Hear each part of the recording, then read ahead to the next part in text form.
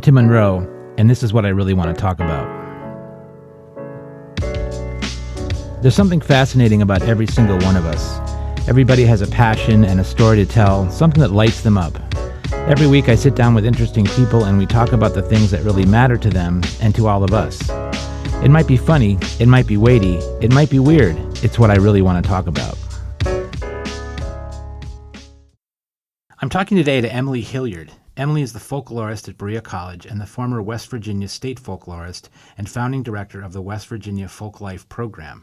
Her book, Making Our Future, Visionary Folklore and Everyday Culture in Appalachia, was named a finalist for the 2022 Weatherford Award in Nonfiction for books best illuminating the challenges, personalities, and unique qualities of the Appalachian South.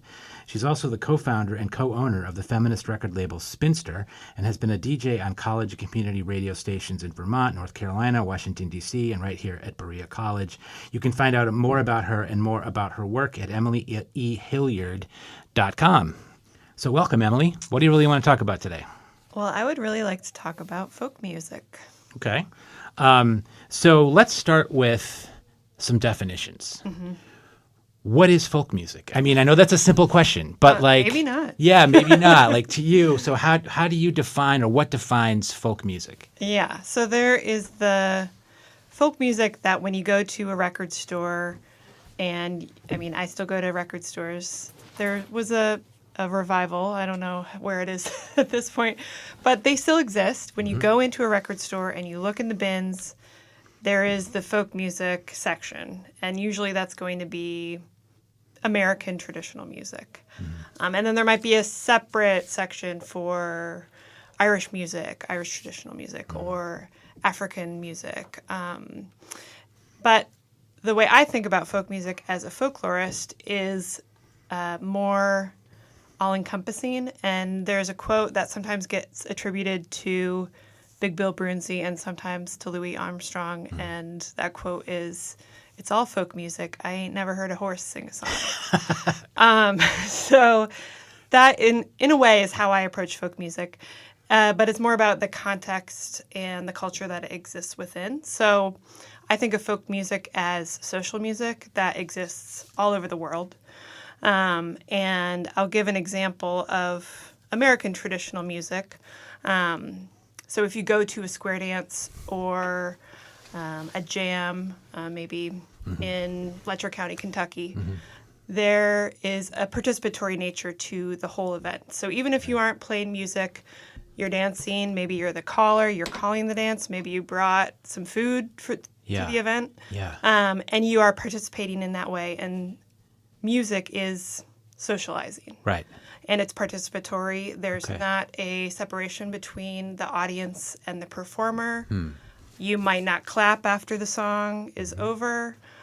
You don't, you might, put in some money for the raffle, but you don't buy tickets necessarily.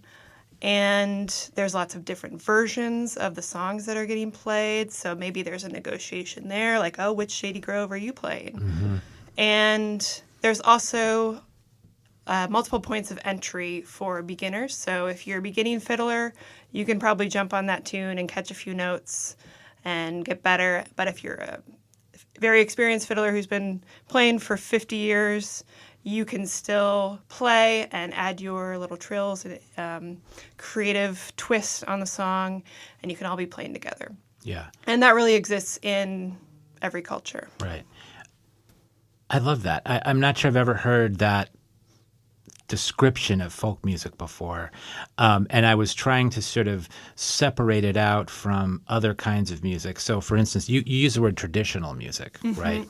So somebody might say, well, classical music's very traditional, right? It's old. It's been around for hundreds of years, right? Right. So why is classical not, quote unquote, traditional and folk music is?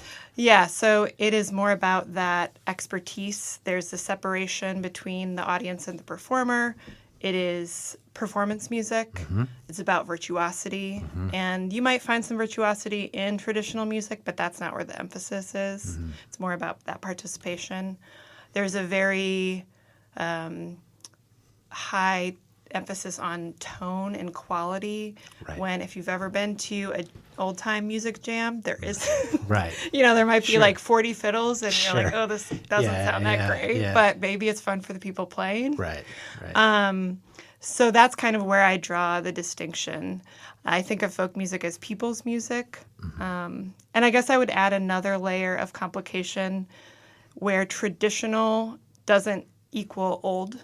It's just that it is passed on and it's Okay. shared in a community. Okay. So you could also think of punk music or hip hop, especially when it was kind of Yeah. emerging, as traditional or as a people's music, as a folk music, because it comes out of a specific culture. It's a response to something. There's some social aspect to it, whether it's a message or a reaction to something, or Right. yeah, Yes. Yeah. yeah. Okay, so let's go back, to sort of the beginnings of your interest in folk music. So, Yeah. where did this come from? I know that you're a musician yourself. So can you remember, like, when you first sort of thought, like, oh, folk music is cool and it's something I want to spend time with?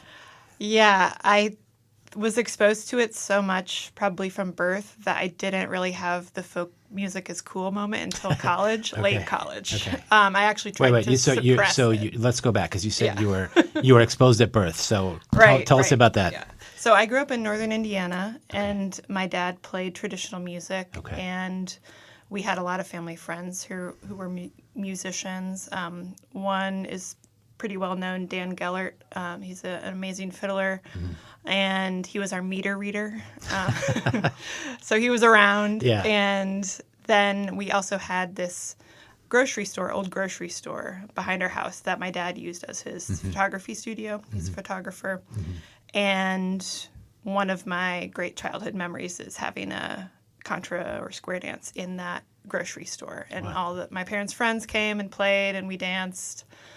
And my dad was also a folk DJ at the local public radio station. Okay. What town was this? This was Elkhart, Indiana. I'm from Chicago. Oh, so, yeah. Yeah, I know that area a little bit. About 2 hours away. There used to be, I might edit this part, but there used to be, when I was a kid, there were these big ads for, there was like a stock car racetrack in Elkhart, Indiana, which is Yeah. always on the radio. Yes, Yeah. Yep. So yeah, Elkhart, Indiana, and he had a show on WVPE, Okay. and there would be a lot of musicians who would come play concerts for the radio station. I would go with him and try to be really quiet while he was playing records on the radio, talking on the mic. So I was exposed to it very early. We would listen to music a lot in the car and at home. And I think I really tried to suppress that when I got to high school or college. And then Why do you think? I just thought it wasn't cool. Yeah. And tried to listen to the pop music station. Sure. I also got into classic rock about that time. Okay, And the yeah. Beatles. And that was my rebellion. Yeah. It wasn't much of a rebellion. So what did your father play? What was his instrument? He plays mostly guitar, but a little banjo. Okay. Any kind of And you must have collects picked up something instruments. along the way too, instruments. Yeah. So I played violin in the orchestra. Yeah. And that was also part not of the fiddle. That's right. Yeah. I always wanted to play the fiddle, but Yeah. I didn't have a teacher. Okay. And then in college, I brought it out again and had friends in bands and started playing fiddle.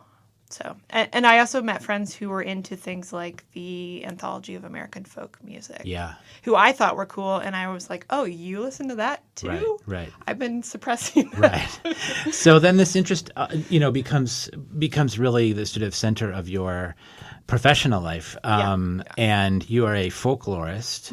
And I want to connect that back to the folk music, but Yeah. tell us a little bit about, like, what does a folklorist do? Like, what is what's your job description? Yeah. Yeah.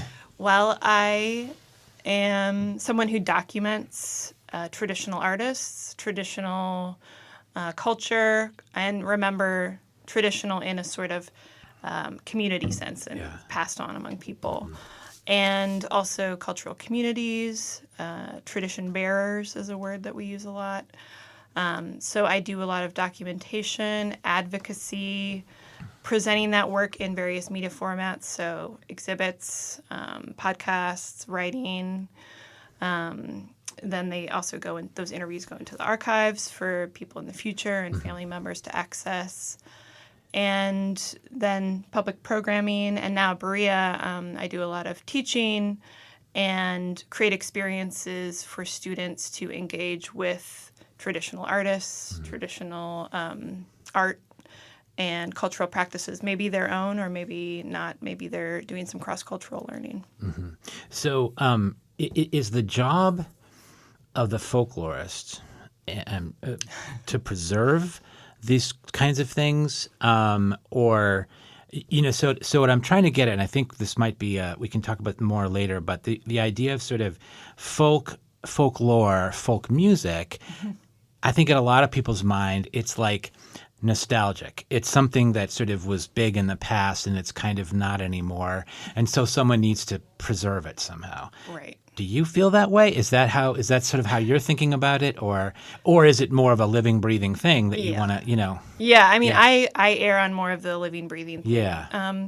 But there is a sort of salvage collecting that can happen as well. And so when I worked in West Virginia, someone told me about a ballad singer who was in her 90s, Phyllis Marks. She was blind, and according to one of my mentors, she was really one of the last people who had learned completely through the oral tradition and not from records. And so she jumped to the top of my list of people I wanted to interview. So there is that aspect, yes, if there is some kind of urgency to interviewing someone and capturing a story and an experience. But I also see folk culture as being living and breathing and dynamic, and it has to change in order for it to stay relevant. And so some of these things die because they are no longer relevant to us, or they no longer express the values of a community. And that could be, for instance, if we're thinking of American folk music, songs that are racist and sexist, and a lot of those songs are not played anymore. The lyrics are changed. Sure. So I think of folk culture as communicating also the values of a community or a culture. I want to talk more about that idea, this idea of sort of, I want to get into like what is the folk scene now, right? Because I do think, but before we do that, let me ask you some more background. So when you were growing up, your dad's a musician, you're really exposed to all of this traditional music, you called it. Were there particular artists or musicians or songwriters that you sort of in the beginning said, oh, I really like them? Well, I remember having a Pete Seeger record, a kid's folkways Pete Seeger record, and there were animal songs. Elizabeth Cotten, I listened to her. Mississippi John Hurt, who was a blues musician who my dad really loved. And then there was also kind of a 90s singer-songwriter scene. Like Sean Colvin was part of that, or Christine Lavin, or John Gorka. My dad also liked a lot of that stuff. So yeah, there was a lot that I really liked, but I think of, as far as records go, having the Pete Seeger and the Elizabeth Cotten records. Yeah. So you grew up in Northern Indiana. Where did you go to school? I went to the public high school, and then I went to the University of Michigan. Okay. What'd you major in there? English and French. Okay. So not folklore. No. They don't have a Can you folklore major major. I folklore? think they do have ethnomusicology, which is aligned. Yeah. I have a very good friend who has a PhD in ethnomusicology, and now he's a Unitarian minister. So. Yeah, that makes sense. He uses the music all the time. But yeah. Anyway, okay, so there were these artists that you were fans of, and then somehow, at what point did you think to yourself, maybe I could make a career out of this, or how did that happen? So after undergrad, I moved to Vermont, and I had 2 AmeriCorps positions, one for the city of Vermont, working on their sustainability initiative, and then I worked for an urban farm, so it was working on food insecurity there in Burlington. And really all the all the books I was checking out from the library were related to folk music or folk culture, and I was playing in a lot of bands. I played in a all-women old-time band and was also, playing in some rock bands and folk rock, and it was a really creative time. And so I think my mom said, this is something that you seem to really love, and you've always been so responsive to music, and I think you could pursue this, look at grad school, things like that. So I volunteered with the Vermont Folklife Center, and we worked on a album of, I think it was like 300 years of Vermont music. Okay. And then I moved to D.C. to intern at Smithsonian Folkways and the American Folklife Center, and was applying to grad school while I did those internships. Yeah. So that kind of started me on the path. Yeah. Okay. And then are there graduate programs for folklorism? Yes. Could be a folklorist. Some of them have gone away and are under threat. Yeah. But I went to UNC. Okay. And then That makes sense. Yeah, there is one at IU. There's one in Newfoundland. Is there one at Utah. Western Kentucky? Yeah, that actually folded recently. Oh, really? But they do have folklorists there. Yeah. Yeah. Okay, so this becomes your sort of your life's work. Yeah. And how do you see it? Like, I want to get to this, back to this idea. So I think when a lot of people today, they think about folk music, you're talking about like, looking in the bins at a record store at, the folk section, which you're going to see, I don't know, you still see Bob Dylan, I guess, Joan Baez, people like that, Pete Seeger, Woody Guthrie, and I think people think of that as an expression of a time past, a time gone by. Right. Yeah. So how do you see the folk sort of, the folk culture, the folk scene moving forward? Is that happening? Where would we see that? Yeah, I mean, it's happening all over the country. I would say in terms of old-time music, so fiddle, banjo, that is really vibrant where we live. For sure. And there are festivals like Clifftop in West Virginia. Letcher County and Appalshop is kind of a hub for that. Galax in Virginia. And there are a lot of young people playing traditional fiddle tunes and square dancing and are invested in that sustaining. And a lot of that is very culturally embedded, but there's a mix of people who grew up in that tradition and grew up here, and then people who didn't. Right. But then there's also in the kind of DIY indie music scene, there are people who are singer-songwriters, who play traditional music and or draw from traditional music and add their kind of own creative lens on it. And some of that gets into psychedelic stuff and experimental, and there's a real kind of crossover. So yeah, I would say American traditional music is quite vibrant. I think of actually all of the types of folklore that I work with, which is like foodways, music, dance, craft.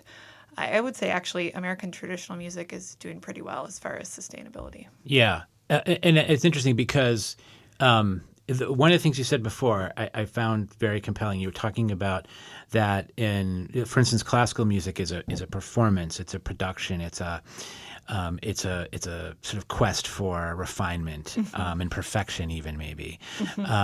Whereas folk music is more of a participation. Yes. So did you think? I mean, do you, as you sort of see it, and as you've like lived your life, do you see folk music more? It's so like. There's the commodification of art, right? So there's albums, there's CDs, you buy concert tickets and that kind of thing. And that, I think a lot of people think of that as a music scene, right? You go to a club, you pay money, whatever, right. or an arena or something. But you seem to be describing something very different. And I think it's really key to this whole thing. So talk more about that. I just, And I'm bringing it up because I'm not a part of that world, and Right. now, having lived here now for 2 years, I've been exposed a little bit more to it. Right. Like when you go to see the country dancers, they want you to dance. You're not Yeah. just, you're not just Yeah. sitting there. They want you to come up, and, which I'm like, oh, I'm not so sure, but then you wind up doing it and you have a great time. Yes. So talk about the sort of sustainability of that, because that really feels important to me. Yeah. Yeah. Well, I think in that scene, there are also kind of embedded mentorships happening. So when I lived in D.C., and I was really in the old time scene at that point, and there's actually a pretty good old time scene in D.C. and a huge square dance that takes place at one of the churches there. When you say old time, what does that mean? Yeah, old time. So that would be specific kind of fiddle and banjo tunes. It might have a guitar. It might have a upright bass. Okay. But Nothing electric. nothing electric generally, and a lot of it's instrumental. So it's fiddle tunes, and they usually have like an A-B format. So that's another thing. They're easy to pick up for that participatory aspect. So that would be a specific kind of genre within American traditional music. And a lot of that is happening at houses, and people would have jams. Or there might be a weekly jam at a bar or a community space at the church. And yeah, it is very much about that participation. But I think that also kind of branches out. Like I've hosted house shows, something that my parents did a little bit. And then, in my, in college days, and then, I've had two here in Berea. There is that kind of community aspect. And even if you are paying money to the artist who maybe is on tour, they're playing in your living room, and you chat with them afterwards, and then you drink a beer together. And it is that very, very much of like a community atmosphere rather than a celebrity atmosphere where you're like, oh, can I see Bob Dylan like at his tour bus? Right, they're a killer guitar player. Yeah. I see them, which is more my experience, So this is fascinating to me because I think it's so important. This idea that what you're really describing is a face-to-face experience with other people. It's an exchange, but it's not. It's sort of not commodified, really. Yeah. And that kind of interaction seems to be going away, like in a lot of corners of our world, right? Yeah. I mean, the internet is broken down. This has come up time and again in these interviews I've done. Yeah. So this idea of the third space, right? So there's home, there's work, and the third space is other places where you interact with people, not online. Not through a screen, but like this, a conversation face to. It's one of the reasons I like doing this podcast because I want to promote that. And so, how do we keep doing that? Like, how does that sustain? I feel like that's like really important. Yeah. And the folk, it's funny because I almost wish there were another word, Right. Because I think some people are like, I'm not really a folkie. Yeah. You know what I mean? I'm not going to wear a peasant skirt. Right. That whatever. Totally. But so talk about that. I mean, because I think it's a really interesting aspect of this. Yeah, I mean, the word folk and folklore is something that folklorists have constant debates about because it can be a misnomer. And But yeah, in terms of how do we keep that scene thriving, encourage people to have face-to-face interaction. It's true. It is getting more difficult, especially for musicians, especially at a lower level. Or I don't want to say lower level, but Spotify now, if you don't have a certain number of streams per month, you don't get paid, and that money actually goes to the top tier artists, which is crazy to me. That is crazy. And so, I mean, definitely we can support local scenes, and sometimes that means making sure we're paying musicians, we're buying records. You don't even have to buy the physical copy. There's ways you can buy digital records that aren't streaming that support the artist better, buying merch, and supporting third spaces. And sometimes that is a actual business like Rebel here in Berea. But it could also be someone's home if you Backyard. create a space. Yeah. Living rooms. Here, Appalachian Center is kind of a third space at the college. I don't know the answer completely, but just kind of encouraging that to continue. Hosting house shows is one way that I feel like I contribute to that. And I think also my work at Berea is creating those face-to-face learning opportunities for students. And we just had our showcase for our Folk Life Apprenticeship program where students are working with a mentor artist for the summer.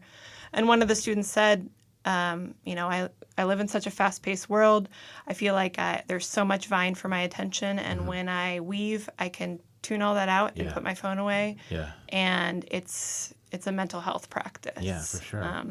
But even though it's kind of this solitary art practice, it's also she's interacting with her mentor and the other people in the studio. And I think all art, and maybe especially traditional art, because it has that participatory aspect, is great for mental health. And there's evidence like when people sing together, their heartbeats start, beating together, which is crazy. So I interviewed E.J.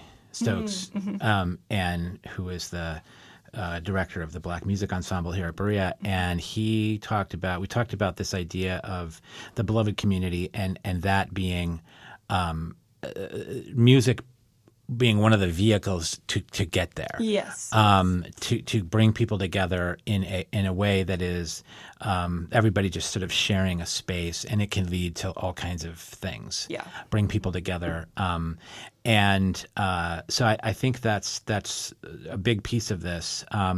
That gatherings like that, even if you're not even talking about anything other than being together in a space, listening to music, playing together, just kind of being physically with people, is just so important. And it feels like we're losing so much of that. Yeah. It's really a shame. I mean, I feel this huge loss from when I was younger, from all of that. Yeah. But, so let's relate this back a little bit more to your job here at Berea. So as a folklorist, can you sort of maybe describe a project or two that you've sort of worked on that has been particularly meaningful? Mm-hmm.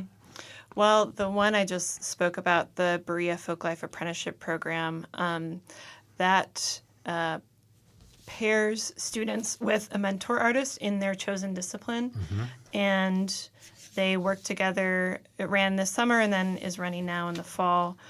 So either work together for 7 weeks or work together for 15 weeks. And they have 150 hours of active learning, and they earn a half credit and fulfill the ALE requirement.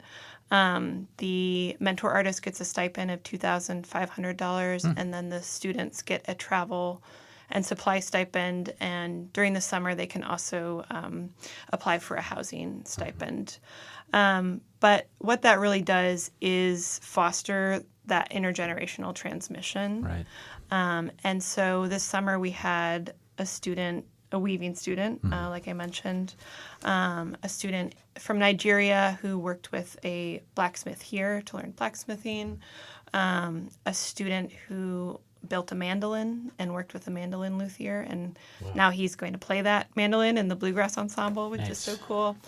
And then a student who is from Chattanooga and found a storyteller, also from Chattanooga, who lives and works right in his neighborhood. And so they interviewed a lot of historians and community leaders in Chattanooga, and then wrote stories and performed them.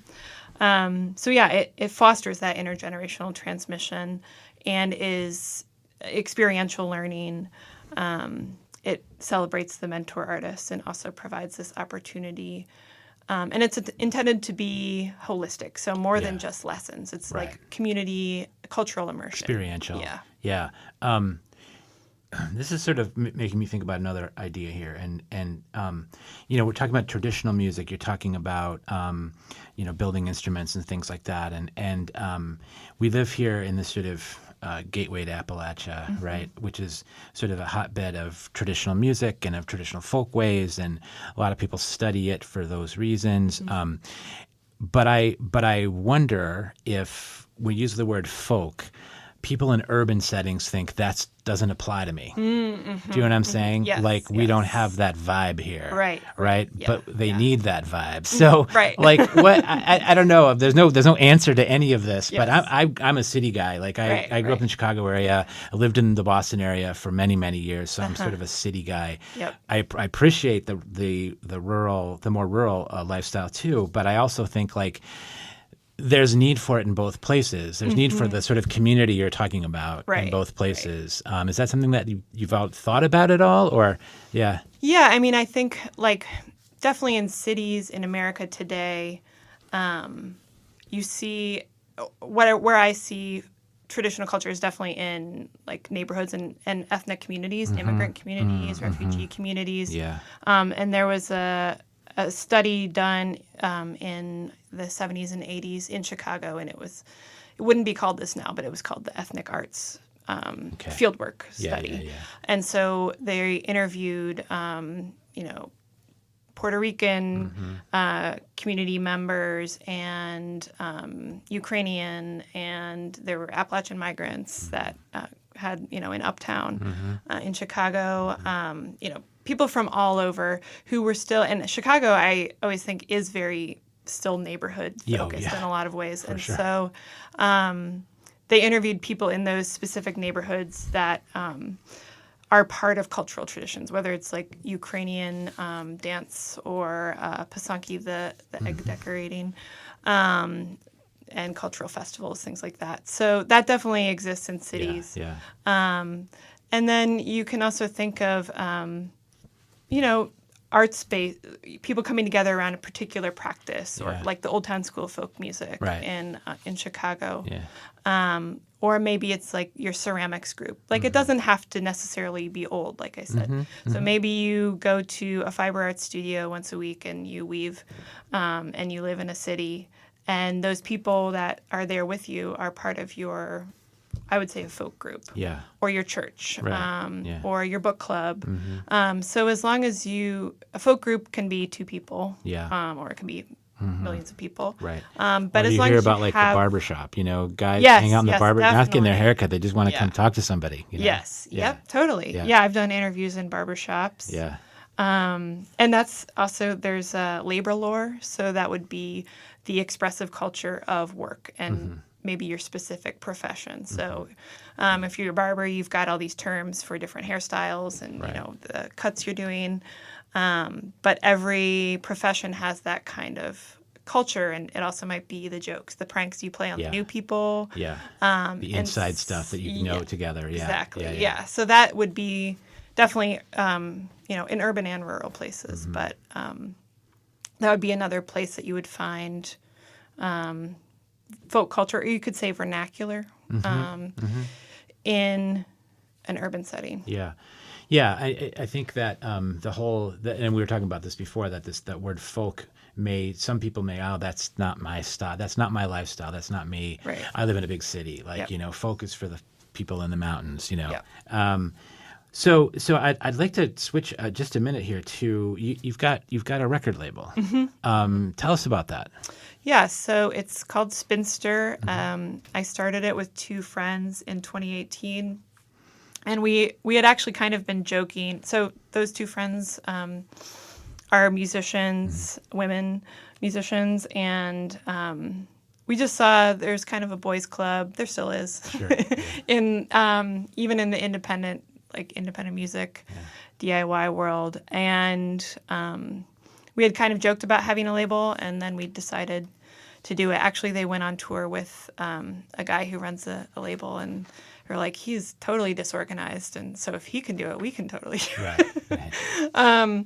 So yeah, we started that in 2018, and I think the approach really comes out of my work doing college radio, and I think we had all done radio work too, like working at a freeform station and playing, a traditional music that would then go into something experimental, or like Philip Glass, and then playing Ethiopian jazz, and finding that actually, oh wow, those things fit together in weird ways. Yeah.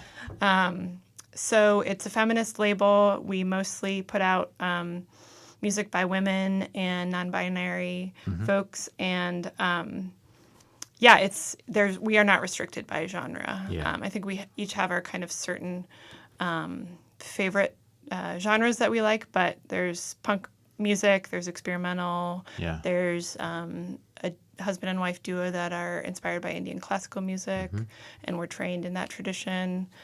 So it's kind of all over the map. That's very cool. So, is that like how much does that take up a big chunk of your life? It's a side project. Yeah, We put yeah. out 2 records a year, Okay. so Yeah. that makes it sustainable Yeah. time-wise and also money-wise. I mean, we don't really pay ourselves. Yeah, It's yeah, yeah. it's sort of like how we are patrons of the arts. Yeah. And like one record might make a little money, rarely, Yeah, and right. it will fund the next one. Yeah. Yeah, I get it. My lifestyle's a little bit that way too. I'll be honest with you. I think that's really cool, and I think it's great that you're able to take this interest, this passion, and you've turned it into a life. Really, I mean, your career and all kinds of things. And I think that's rare, and I think people are probably envious of that. A lot of people are envious of that, I bet. Let's get back to this to try to kind of wrap this up a little bit. This idea of the folk scene, and we're using that word, the folk lifestyle, the folk tradition, moving forward into the future. So, are there artists now that are sort of contemporary that you know about that maybe people listening should check out and sort of, this is new folk, right? Yeah. Well, one that comes to top of mind is. I might not say her name correctly because it's Gaelic, but Breacha Campbell. She is a Scottish piper. She plays the small pipes. There was actually a New Yorker interview with her, profile of her recently, but she played at the Singletary Center in Lexington last year. Okay. And she was trained in, Scottish small pipes tradition, but she's playing traditional stuff, but she's composing her own music. And I think she played a Philip Glass song that was, it was almost as if he wrote it for the small pipes. It was wild to hear. So she's someone who is really trained in traditional music and drawing from that and then taking it in a whole new direction. And I think she also is pretty tied in with like the Gaelic language movement in Scotland too. So she is someone who I would recommend. A little closer to home, Nathan Bowles is a banjo player who lives in North Carolina and is a friend of mine. He also plays in the group The Black Twig Pickers. And he's someone who also, played in, and I think continues to, old-time jams and traditional music, and then also kind of has this expansive idea of where that can go. Another would be Anna and Elizabeth, Anna Roberts-Javalt and Elizabeth Laprelle. They don't play much together as a duo anymore, but Elizabeth is a ballad singer from Virginia, and Anna is, I think, originally from Vermont. But one of the cool things they do is crankies. So it's, you might have done this maybe for a school project where you have a roll of paper and you draw something on it and then you wind it through a box. It's like old-timey TV. Yeah. So they do that, and often it's with shadow puppets, so there's a light behind it to kind of illustrate some of the ballads that they're singing. Yeah. So as you think about how long have you been at Berea? 2 years. Okay, so not very long. Yeah. And you're relatively young. Yeah. Well, you seem to me. Everyone seems young to me. So how do you see this? Your sort of this project, you're being a folklorist, like where's that going for you? Is this a lifelong thing, or do you see yourself here? I mean, it feels like it is, but yeah. Yeah, I mean, I definitely think it is. I hope it is. I feel lucky that I've been able to do this work. But yeah, I mean, for me, what is challenging is narrowing down what, all the possible things I could do. Even at Berea, I mean, there's just so much opportunity and for interdisciplinary connection. but yeah, I think one of the reasons I became a folklorist is because I'm kind of a generalist at heart, and so I can work in music, and can work in labor law and work in foodways, and know a lot, a little about a lot. So yeah, I there's many projects. I think more than a lifetime of projects that I would like to do. Yeah. And the trick is actually just narrowing it down. Right. Well, I hope you can keep doing it, and I hope you can keep, promoting this idea of community, whether that's through music or other folkways, I guess is the word, right? Yeah. And because I really think it's such an important thing for all of us right now, as we've seen students, my wife and I both worked with kids our whole career, either high school or college or whatever. And as we've seen kids through the years, like these last few years, it's been difficult. And I think a lot of it's because of COVID. But it's this sort of erosion of social bonds between people. And I think that's at the root cause of a lot of the problems that we have in this country right now. So I hope you can keep doing that and promoting those ideas, and let me know. Like I'd love to be part of it. But I really want to thank you for taking time today and talking about your life as a folklorist, because I think it's been a great conversation. So I really appreciate this, Emily. Thanks so much. This was fun. All right. Thank you.